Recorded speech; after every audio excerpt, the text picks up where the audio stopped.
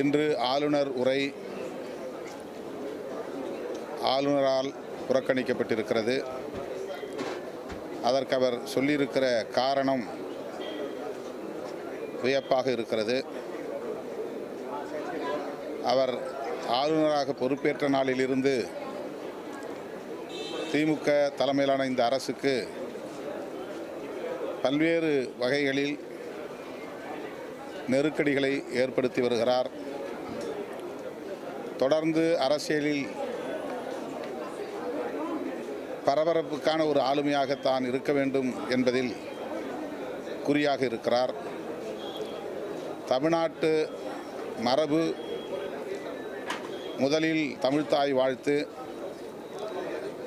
நிகழ்ச்சிகள் நிறைவு பெறுகிற போது தேசிய கீதம் என்றுதான் இசைத்து வருகிறோம், கடைபிடித்து வருகிறோம். இது அனைவரும் அறிந்த ஒரு வெளிப்படையான உண்மை.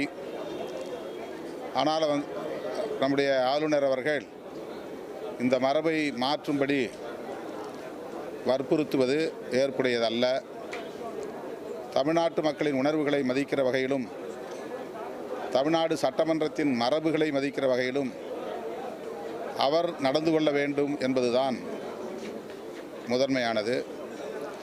ஆனால் அவர் அரசமைப்பு சட்டத்தை, தேசிய கீதத்தை சட்டமன்றத்திலே அவமதித்து விட்டோம் என்று அறிவிப்பு செய்வது அதிர்ச்சி அளிக்கிறது.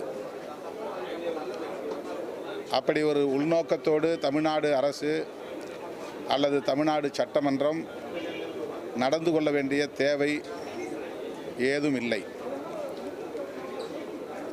தேசிய கீதத்தை எந்த நிகழ்வாக இருந்தாலும் அரசு நிகழ்வுகளில் இறுதியாகத்தான் இசைத்து வருகிறோம் என்பதை முதலில் அவர் தெரிந்து கொள்ள வேண்டும்.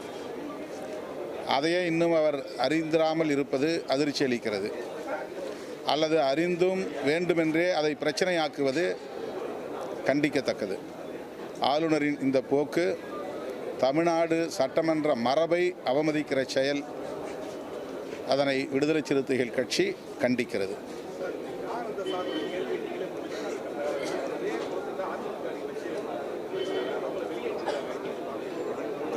பாதிக்கப்பட்ட பெண்மணிக்கு நீதி கிடைக்க வேண்டும் என்பதை விட இதை அரசியல் செய்து ஆதாயம் தேட வேண்டும் என்பதில் குறியாக இருப்பது ஏற்புடையதல்ல. சொல்லப்போனால் இது பாதிக்கப்பட்ட பெண்ணுக்கு எதிரான ஒரு நடவடிக்கை. எதிர்க்கட்சிகள், அதிமுக உள்ளிட்ட சில எதிர்க்கட்சிகள் இதனை தங்களின் ஆதாய நோக்கிலே கையாளுவது வருத்தமளிக்கிறது, அதிர்ச்சி அளிக்கிறது. அண்ணா பல்கலைக்கழக மாணவி விவகாரத்தில் உடனடியாக குற்றம் சாட்டப்பட்ட ஒருவர் கைது செய்யப்பட்டிருக்கிறார். அவர் தற்போது குண்டர் தடுப்பு காவலிலும் சிறைப்படுத்தப்பட்டிருக்கிறார். இந்த நிலையில் புலன் விசாரணையை நடத்துவதற்கென்று உயர்நீதிமன்றமும் சிறப்பு புலனாய்வு குழுவை அமைத்திருக்கிறது. இனிமேல் இந்த கேள்வியை எழுப்பக்கூடியவர்கள் சிறப்பு புலனாய்வு குழுவிடம் நேரடியாகவே எழுப்பலாம் அல்லது நீதிமன்றத்திடமே கோரலாம். தமிழ்நாடு அரசின் மீது அல்லது தமிழ்நாடு காவல்துறையின் மீது திரும்ப திரும்ப குற்றம் சுமத்துவது என்பது அந்த பெண்ணுக்கான நீதி கோரும் குரலாக இல்லாமல் தங்களின் ஆதாயத்திற்கான அரசியலாகத்தான் செய்கிறார்கள் என்பதை நாட்டு மக்கள் புரிந்து கொள்வார்கள். எடப்பாடி பழனிசாமி செய்தியாளர் சந்திப்பில் சொல்றாங்க, கூட்டணி கட்சிகளே அவங்களுடைய கருத்துக்களை பதிவு செய்ததுக்கு திமுக சுதந்திரம் கொடுக்கல, அப்ப எதிர்கட்சி எப்படி சுதந்திரமா செயல்பட விடுவாங்கன்னு ஒரு கூட்டணி கட்சியா நீங்க அந்த மாதிரி விடுதலை சிறுத்தைகள் கட்சி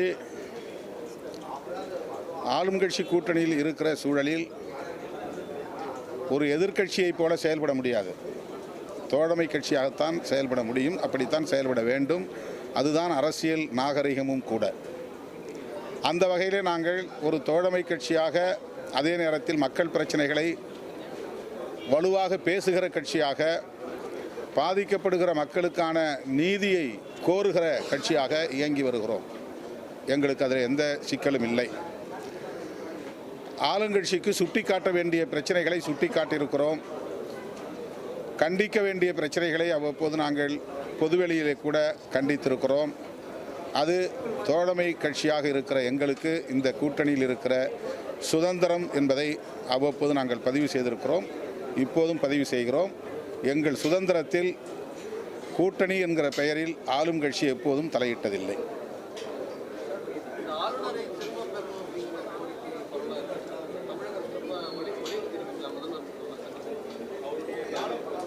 இல்லை, இந்த ஆளுநர், குறிப்பாக இந்த ஆளுநர் திரும்ப பெறப்பட வேண்டும். ஆளுநரே தேவையில்லை என்பது எங்களுடைய நிலைப்பாடு, அது வேறு.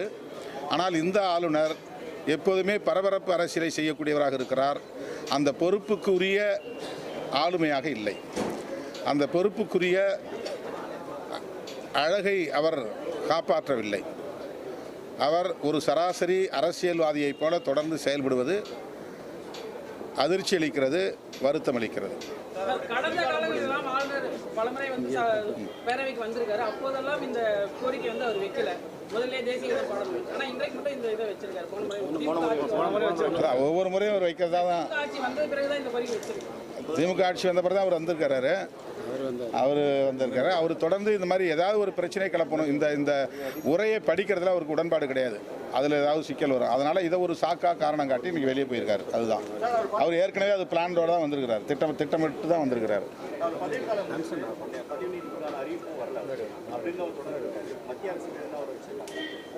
எப்படி எப்படி எப்படி எப்படி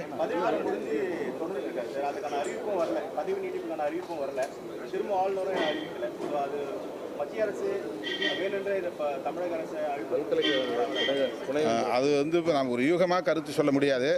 ஆனால் RN ரவி போன்ற ஆளுநர்கள் தான் பாரதிய ஜனதா கட்சிக்கு தேவைப்படுகிறது. பிஜேபி அல்லாத பிற கட்சிகள் ஆளும் மாநிலங்களில் இதுபோல தலைவலியை கொடுக்கிற ஆளுமைகளைத்தான் ஆளுநர்களாக நியமித்து வருகிறார்கள். திமுக அரசுக்கு நெருக்கடி கொடுப்பதாக எண்ணிக்கொண்டு ஒட்டுமொத்த ஆட்சி நிர்வாகத்திற்கு நெருக்கடியை தருகிறார்கள், முட்டுக்கட்டை போடுகிறார்கள். இது ஏற்புடையதல்ல, மக்களுடைய உணர்வுகளையும் அவமதிப்பதாகும்.